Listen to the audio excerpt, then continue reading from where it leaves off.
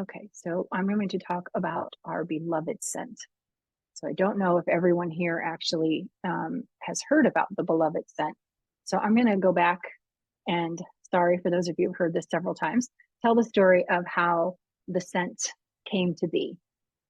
So, well, first of all, in the song, the senses are very important, right?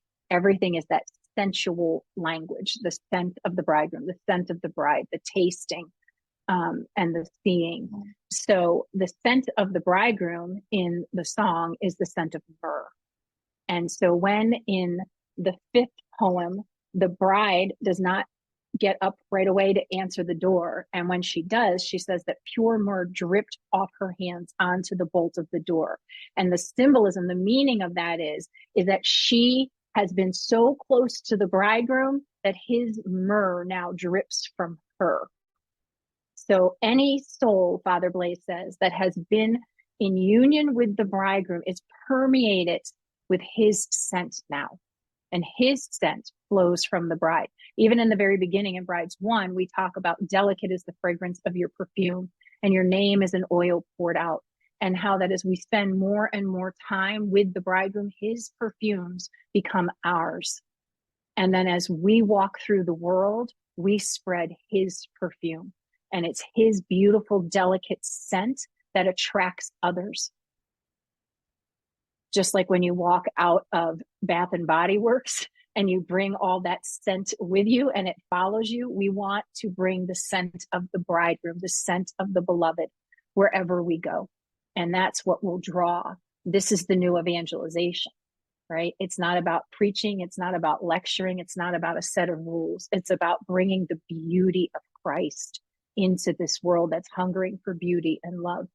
I think about the quote that says it's beauty that will save the world. And I tell Jesus, you are that beauty. You are beauty with a capital B. All other beauty is just a shallow reflection of your beauty. And you are the beauty who will save the world. They just don't know you yet. And so that is the goal of the beloved scent and of sharing the beloved scent that we've created. And so the creation of it came about that 3 nights in a row in the middle of the night, I awoke thinking, mix myrrh and rose essential oil together. And the first 2 nights I thought, oh, yuck. I don't even like rose or myrrh on their own. They're both so strong. Why am I waking up thinking that? And the third night that I woke up hearing it again, I thought, oh, wait a minute. Maybe that's not my own thought. And so I asked, I said, Jesus, is that you? Are you telling me to mix rose and myrrh essential oil? And he said, yes, get up and do it. So I happened to have rose and myrrh oil and some grapeseed oil. And so I mixed them. And I was amazed. I took these 2 scents that I don't even like, but when I mixed them, they became something beautiful. And as it sat over time, it became even more beautiful. So then I started fooling with it to figure out, okay, how much myrrh, how much rose, how much carrier oil. And as I was doing all that and praying and talking to Jesus about it, what he was saying to me, so he told me to call it beloved, that it's the scent of the bridegroom and the bride. And one of the things that he helped me to understand as I was doing these different mixings of the oils is that just as when I drop the myrrh and the rose into the carrier oil, they are now inseparable. So it is with the bridegroom and his bride. That when we open our hearts to him and tell him that our desire is union with him, when we are one with him, we are inseparable. We don't ever need to be anxious or worried. Is he here with me? Is he going to leave me? The two are one. And they cannot, what God has joined together, nothing and no one can separate. And so just as these 2 scents, these 2 oils are now one in that roller bottle, are now one in that candle, so it is with you and Jesus. You are inseparable. And just as the myrrh by itself and the rose by itself were not that pleasing, together they create something new and beautiful. And it is the same with our hearts and his heart. When we are in union with him, When our heart becomes one with his heart, something new and beautiful, something unique and rare and unrepeatable and irreplaceable is created. The love of you and the bridegroom is something that has never existed before and never will. This is the rarest fruit that the bride and the bridegroom speak of in the Song of Songs, because your heart is unique. There is no one who can love Jesus the way that you can. And he doesn't love anyone the way that he loves you. What is most universal, the love of God for every soul, is also the most personal, because the way that he loves you is unique, because he knows your particular love language. He knows your heart, and he loves you just the way he knows you need and desire to be loved. And the two of you together, your loving one another, creates a piece of God's infinite love that the world has never known before. And this is our call. This is why Therese says that she has found her vocation. Her vocation is to love, right? And the church tells us that the universal vocation of every soul is love. First and foremost, to love God, and then to love our neighbor as we love ourselves. So that means self-love is included in there. It's not about annihilating the self. We couldn't have the scent of the beloved without the rose and the myrrh, right? Jesus needs you. He needs your heart. He needs your particular gifts and talents and your way of bringing this love into the world. Another symbolism of the scent of the beloved, the scent of the bridegroom and the bride. Again, the scent of the bridegroom is myrrh. The scent of the bride is rose. And who is the patron saint of Hope's Garden? Our Lady of Guadalupe, Mary, mystical rose of God. Mary is the bride.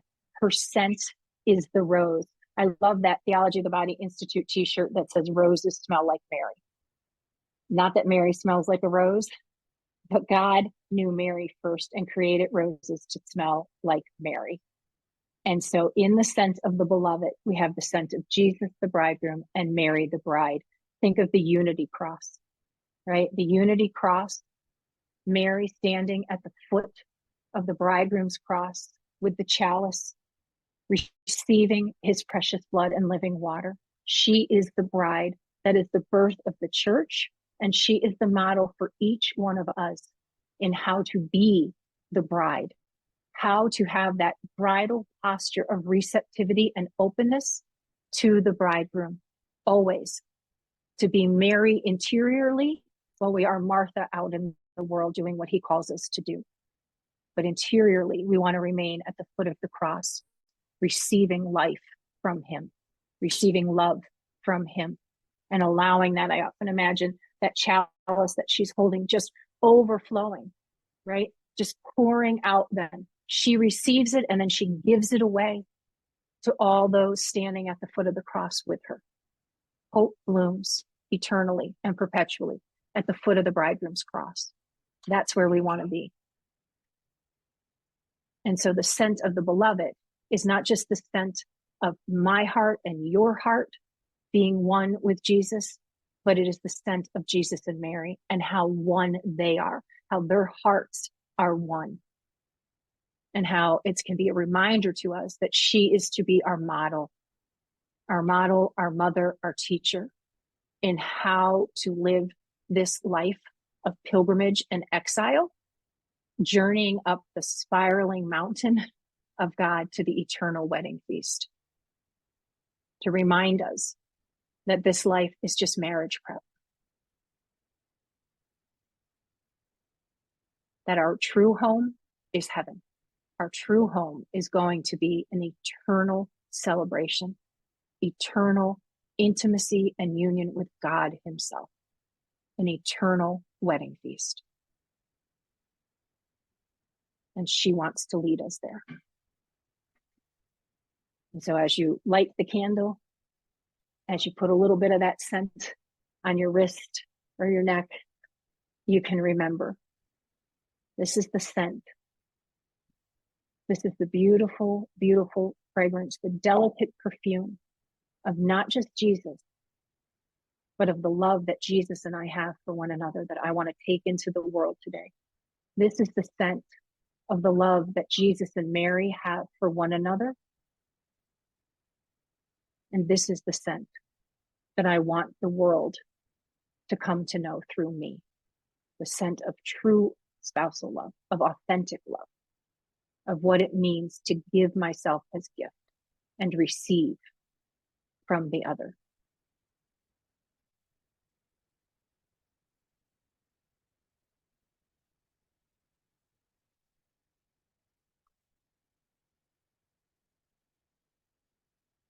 And I hope it will also remind you that you are your beloved's and he is yours. And therefore there is nothing that can separate you and nothing that you need to fear. God himself dwells within you and is one with you.